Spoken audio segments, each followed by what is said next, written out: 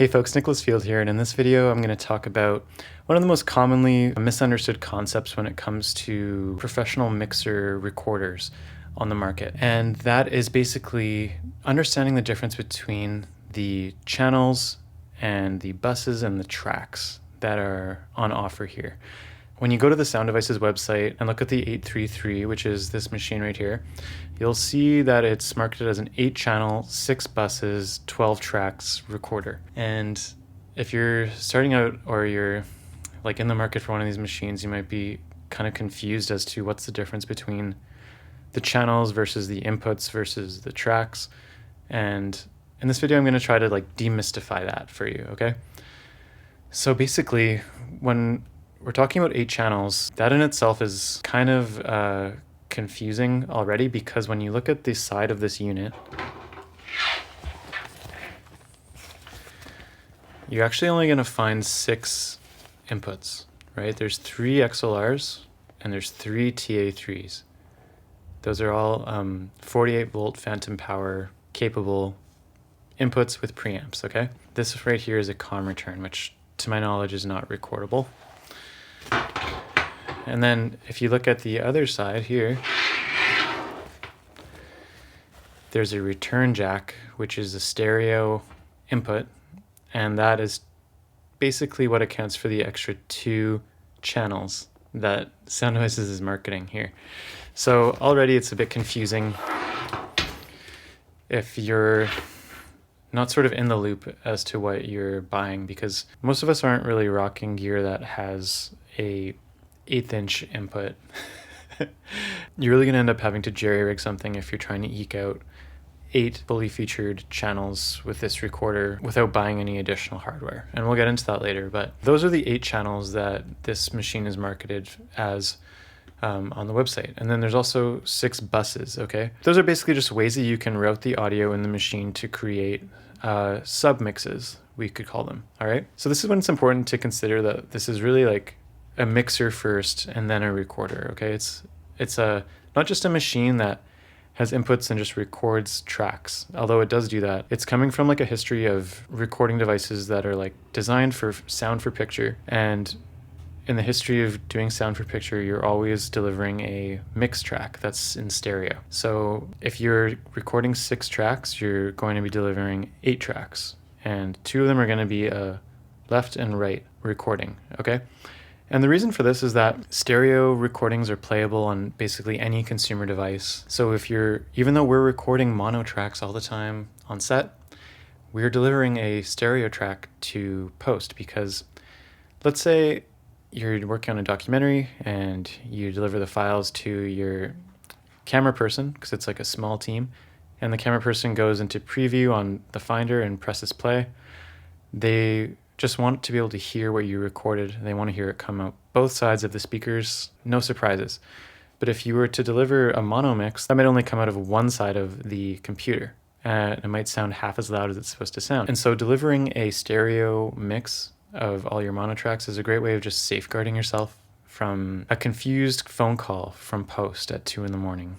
demanding to know, why is the sound only coming out of one side of my speakers? Like, yeah, so those are like 2 of the tracks that are basically accounted for on the Sound Devices website, okay? But that still leaves 2 more tracks. And when we're talking tracks, we're talking like recordable tracks. So going back to the topic of buses, we're mixing into the left and right mix, and we're also mixing into recordable buses, okay? There's 2 recordable buses that you can switch on and off on this machine. You can view them here. So there's a bus B1, B2, B3, and B4, okay? B3 and B4 are not recordable buses. They're just like additional submixes that you could make. Say you have to do like playback of a line that's being sent out to someone with like an earwig on set, and they just need to hear one track, okay?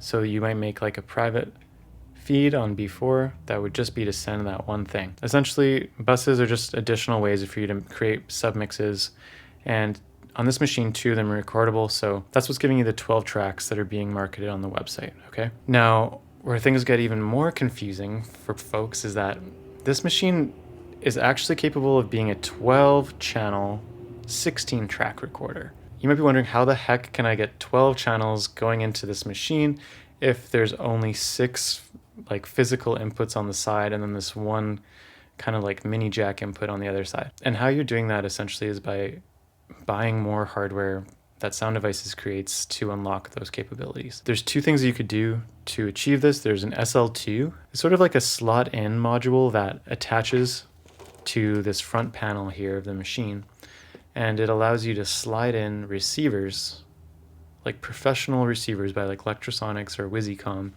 and you basically can just like click them in and they will receive the audio via AES, which is like a digital input, okay?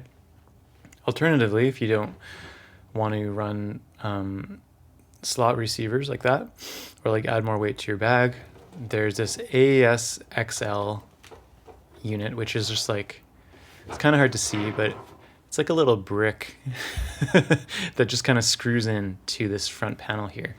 And you basically like take off a little piece of the panel, screw this thing in, and then it has 4 AES inputs on the bottom. And basically what this can do is take 8 channels of audio digitally into the recorder. Basically you're having 8 channels of audio via AES, and you still have the 6 inputs on the side. So that's 14 inputs that are available. And you have 12 channels, which are actual inputs. And then you have 16 tracks. So that's 12 tracks of like ISOs, 2 buses, and then your stereo mix, okay? And that's making 16. The other little hack that some people like pull out if you're really needing more inputs is, say you have 8 inputs AES and you have your 6 inputs on the side. You could actually run 14 microphones into this, record 12 of them into your left and right mix, and then record 2 of them as just like buses on their own, okay? So if you needed to deliver like 2 additional ISO tracks of like lavs last minute, and you weren't able to plan in advance and get a recorder that does more than 12 tracks, you could theoretically route the additional 2 tracks to their individual buses and record those, and you would have a recording to deliver to post at the end of the day. So yeah, that's basically like my rundown of how we're sort of understanding the difference between channels, buses, and tracks in these recorders. And hopefully it kind of shows you how these machines are being understood within the context of like recording sound for picture, where there's very specific needs and conventions that have been in place for many years that it's important to be able to deliver. So yeah, hopefully this video has been useful to you, and if it has, do me a favor and like and subscribe to my channel. It goes a long way in supporting what I do. Peace.